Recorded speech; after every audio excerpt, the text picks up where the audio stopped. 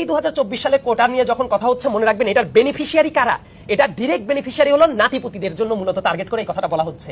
কারণ মুক্তিযুদ্ধ যখন হয় সেই টাইমে আমি যদি ধরি একজন মুক্তিযোদ্ধার ন্যূনতম বয়স 12-15 এইরকম যদি ছিল, তাদের বয়স এখন 70-এর কোটায়। তো তাদের যারা সন্তান তারা কিন্তু অটোমেটিক কোটা পেয়ে গেছে। তো এই মুহূর্তে যাদেরকে আসলে টার্গেট করা হচ্ছে তারা বেসিক্যালি নাতিপুতি। এই ব্যাপারটা কিন্তু অনেকে বুঝতে পারছে না। আর নাতিপুতির ব্যাপারটা কেমন, ধরুন একজন মুক্তিযোদ্ধার যদি 4টা সন্তান থাকে বা 3জন সন্তান থাকে, এই প্রত্যেকের ঘরে আরো 2-3 জন করে সন্তান আছে, মানে একজন মুক্তিযোদ্ধার বিপরীতে তাহলে কোটা হয়ে যাচ্ছে 10 থেকে 15 জনের উপরে। এটা তো অন্যদের ক্ষেত্রে বৈষম্য তৈরি করছে। মানে আমার কথাটা হইলো যে তাদেরকে সম্মানিত করা হোক, তাদের যদি কোনো প্রবলেম থাকে সেটা ইউজ করা হোক, কিন্তু এই নাতিপুতিদের কোটা দিতে হবে, 30% কোটা রিজার্ভ রাখতে হবে। আমার কাছে মনে হয় এটা ঢালাও ভাবে আসলে আমাদের মহান মুক্তিযোদ্ধাদের প্রতিও একটা অবমাননাকর ব্যাপার। কারণ যারা দেশ স্বাধীন করেছিল, অবদান রেখেছিল, যারা অস্ত্র হাতে তুলে নিয়েছিল, তারা কি এই কোটা পাবে তাদের নাতিপুতি? এই উদ্দেশ্যে দেশকে স্বাধীন করেছিল। অনেক বড় বড় রুই কাতলা টাইপ লোক পাবেন যারা মুক্তিযোদ্ধার সার্টিফিকেট নেওয়ার জন্য আবেদন করেছে, দেখা গেছে না তারা আসলে কোনো অবস্থাতেই যোগ্য না, ভুয়া মুক্তিযোদ্ধা নাই। কারণ কি জানেন, এই যত হোলসেল প্যাকেজ পাওয়া যায়, মানে একটা সার্টিফিকেট দিয়ে তার 2 প্রজন্মের নাতিপুতি উভয় কুলের, মানে ছেলের কুলের মেয়ের কুলের সবই সেটেল হয়ে যাচ্ছে। এটা কখনো হতে পারে যে 100, যদি আমি মূল ব্যাপারটা 100% ধরি, মুক্তিযোদ্ধা কোটা 30%, নারী কোটা 10%, জেলা কোটা 10%, তারপর প্রতিবন্ধী কোটা আছে, নৃতাত্ত্বিক গোষ্ঠী কোটা আছে, মানে 56% চলে যায় কোটায়, আর 40% মেধায়। এটা একটা দেশের কখনো যৌক্তিক কোনো সিস্টেম হইতে পারে না। 2018 সালে যখন প্রথমবার কোটা সংস্কার আন্দোলন হয়, আমি নিজেও তখন বিশ্ববিদ্যালয়ের স্টুডেন্ট ছিলাম, আমাদের আন্দোলনেরও ভাষ্য কিন্তু ছিল আমরা কোটা সংস্কার চাই, আমরা কিন্তু 100% বাতিল চাইনি। তো বর্তমানেও আসলে যারা দেখলাম যারা আন্দোলন করছে তাদেরও কিন্তু ভাষ্য এটা, তারা কি চায়, তারা সংস্কার চায়, মানে যৌক্তিকভাবে সেটাকে সংস্কার করে এমন জায়গায় নিয়ে আসা হোক যাতে মেধার অবমূল্যায়ন না হয়। এবং আরেকটা ফ্যাক্ট আছে, আমাদের দেশে একটা কোটা যে ব্যাপারটা নিয়ে আসলে কেউই খুব একটা কথাবার্তা বলে না। তো আমি রিসেন্টলি এই ব্যাপারটা নিয়ে আমি ভিডিও কন্টেন্ট বানিয়েছিলাম। একটা কোটা মানুষ কতবার ব্যবহার করবে খেয়াল করে দেখেন। একজন ভদ্রলোক সে এই কোটাটা দিয়ে ইউনিভার্সিটিতে ভর্তির টাইমে ইউজ করছে, সরকারি চাকরি পাওয়ার ক্ষেত্রে ইউজ করছে, তার প্রমোশনের ক্ষেত্রে ইউজ করছে।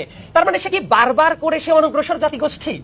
এই কোটাটার ইউজ যদি হতেও হয় তাহলে ওই যে ফার্স্ট জেনারেশন জন্য সেটা কিভাবে ইউজ হতে পারতো, যে একটা কোটা মানুষ একবারই ব্যবহার করতে পারবে। ধরুন মিস্টার এক্স, সে যদি তার বিশ্ববিদ্যালয়ে ভর্তির টাইমে কোটাটা ইউজ করতো, সে আর এই কোটাটা চাকরির ক্ষেত্রে ব্যবহার করতে পারবে না, প্রমোশনের ক্ষেত্রে ব্যবহার করতে পারবে না, এমনকি তার পরিবারের অন্য কেউ ব্যবহার করতে পারবে না। কিন্তু এই কোটাটা তো মানে একের পর এক একই কোটা মাল্টিপল টাইমস ব্যবহার করা হচ্ছে। আবার একটা পরিবারের একটা ছেলেকে ধরেন যখন কোটাটা দেওয়া হলো, ওই পরিবারকে তো অ্যাজ এ হোল আপনি মূল স্রোতে নিয়ে আসলেন। তো একটা পরিবারে একজন কোটা পাইতে পারে, ওই পরিবারের যতজন আছে তারা কিভাবে কোটা পায়? সো এইটা এতদিন যেভাবে প্রয়োগ হয়ে আসছিল সেই জায়গাতেও লুপহোল আছে। সো এইভাবে যদি কোটার ভিত্তিতে এতজন যদি নিয়োগ পেয়ে যায়, এটা আসলে মেধাবীদের প্রতি অবমূল্যায়ন, অবিচার, এবং দেশের জন্য এটা তো ভালো কিছু বই। মানে কোটার জন্য আন্দোলন করছে, যে কোটা আমাদের অধিকার। আমি যারা আন্দোলন করছে এই ধরনের একটা ক্লিপ কোন একটা মিডিয়ার বুকে আমরা দেখলাম, আমি যদি ভদ্রলোককে কোট করি, উনি আসলে এই ভাষাতেই কথা বলছিল যে আমরা চাকরি পাচ্ছি না, বারবার করে ভাইবা দিয়েও আমরা বাদ পড়ে যাচ্ছি, যদি কোটা থাকতো হয়তো এতবার করে ভাইবা দিয়ে রিজেক্টেড হতে হতো না, আমি পাশ করে যেতাম। আবার খুবই আফসোস হয়েছে এই কথাটা শুনে যে আপনি নিজের যোগ্যতা বলে চাকরি পাওয়ার প্রতি আপনার বিশ্বাস নাই। আপনি এইটা বলছেন যে আমি 5 বার করে ভাইবা দিয়েছি, চাকরি পাই নাই, আমি কোটা পাইলে চাকরিটা পাইতাম। আপনি ওই টাইমে নিজের স্কিল ডেভেলপ করেন নাই কেন? আপনি নিজের মেধা দিয়ে তো আপনি যোগ্যতা প্রমাণ করতে পারতেন। অনেক মুক্তিযোদ্ধাদের সন্তান সেটা করেছে। আপনি বলেন তো বাংলাদেশে এমন অনেক মুক্তিযোদ্ধার সন্তানরা আছে না কোটা ছাড়া অনেক ভালো করেছে, এমন নজির বহু আছে। তো তারা যদি করতে পারে, মানে একজন মানুষ মিডিয়ার সামনে এসে বলছে আমি এতবার ভাইবা দিয়ে চাকরিটা পাই নাই, আমার যদি কোটা থাকতো আমি পাইতাম, এই কারণে কোটাটা দরকার।